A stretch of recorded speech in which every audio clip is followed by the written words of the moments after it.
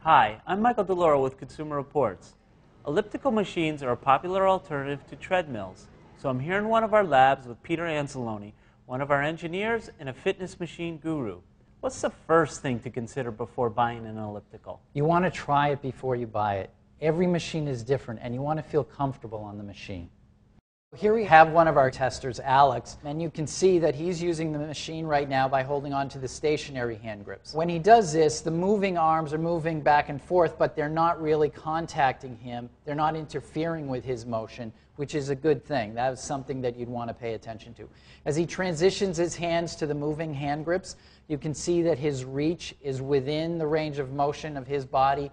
He's not overextended or retracted too far, and his spine is still vertical. So he's in a fairly comfortable position here. His knees are coming very close to these pivot points, but they're not striking the frame of the machine. That's another thing that you'd want to pay attention to when you're trying out a machine to see if you want to buy it.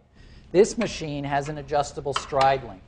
What that does is it varies the elliptical shape, and so it's a suitable machine for a variety of people. It has that adjustments, and oftentimes people might prefer a different elliptical size or elliptical shape.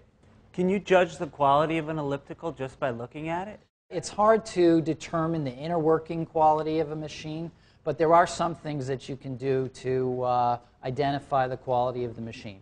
Just the overall appearance, whether it has a good fit and finish, is an indication of the quality. One of the things you don't want to have is a machine that makes clunks or grinding feelings or loud noises, because these are things that you're going to have to listen to or deal with every time you use the machine. So you want to make sure that it feels good and it sounds good. One of the primary things you want to pay attention to on elliptical machines is the stability of it. As you increase the resistance setting for this machine, it may require that you pull on the hand grips, the moving hand grips, to keep it moving. This can cause the machine to become unstable or maybe even tip over.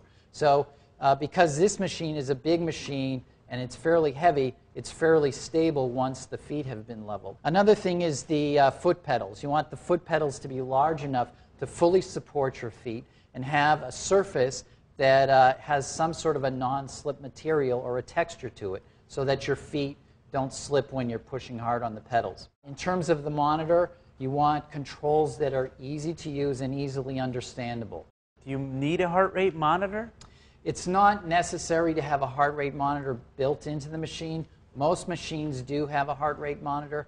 A lot of the sensors for the heart rate are located on the stationary hand grips. In that case, sometimes it's a little difficult to get an accurate heart rate because your hands are moving around, or they may not be on the sensors as you're using the machine. This machine is interesting. What does it do? This machine tests how much force is required to pedal the elliptical through the many different resistance level settings of the elliptical machine. Do we see a lot of differences? We do. We can measure the force required to pedal the elliptical machine at a low resistance level and how much force it takes at a high resistance level. So the key here is fit.